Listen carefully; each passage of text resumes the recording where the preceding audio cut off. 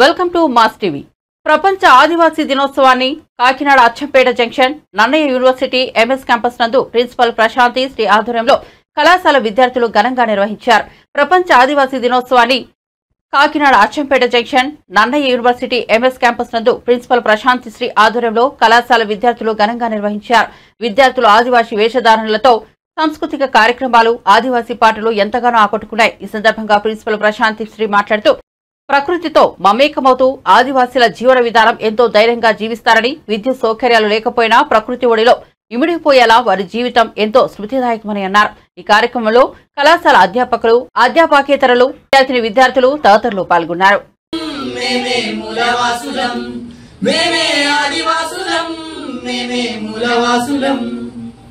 అడవిలో స్వేచ్ఛగా మసిలేటోళ్ళ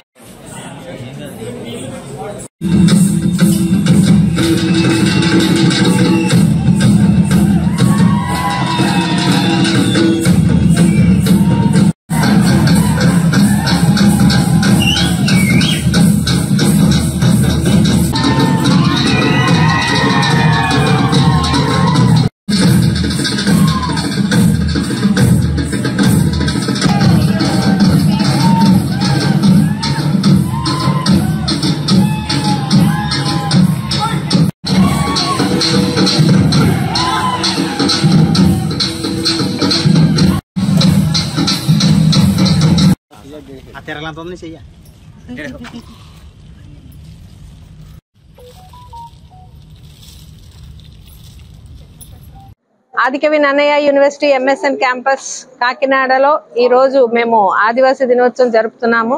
ఇది చాలా సంతోషకరమైన విషయం. ప్రకృతితో కూడిన మనుషులు వాళ్ళు, ప్రకృతి అనేది వాళ్ళ జీవన ఉపాధిగా ఉంటారు. వాళ్ళు చెట్లు ఏమంటారు దాన్ని, ఆకులు, బ్యాంబో ప్లాంట్స్, ఇవన్నీ కూడా వాళ్ళ యొక్క జీవన ఉపాధిగా, వాళ్ళు జీవిత వృత్తిగా వాళ్ళు బతకడం అనేది ఇది చాలా గర్వంగా చెప్పొచ్చు.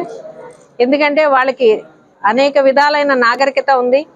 వీళ్ళ మీద పద్యాలు ఉన్నాయి, పాటలు ఉన్నాయి, చాలా హిస్టరీ కూడా ఉంది వీళ్ళ మీద. కాబట్టి వీళ్ళు ఎంతో మనోధైర్యంతో జీవిస్తారు. మనకు ఒక క్షణం కరెంట్ లేకపోతే ఉండలేం, కానీ నిరంతరం వాళ్ళు కరెంట్ అనేదే తెలీదు, నీరు అనేదే తెలీదు. కానీ కొన్ని మైళ్ళ దూరాన వాళ్ళు వెళ్ళి నీరు తీసుకొచ్చుకొని ఆ నీరు యొక్క విలువను వాళ్ళు సద్వినియోగం చేసుకుంటారు. వాళ్ళకున్న జీవించడం అనేది ఇది చాలా అదృష్టంగా మనం భావించాలి. వాళ్ళు తింటున్న పదార్థాలు కానీ,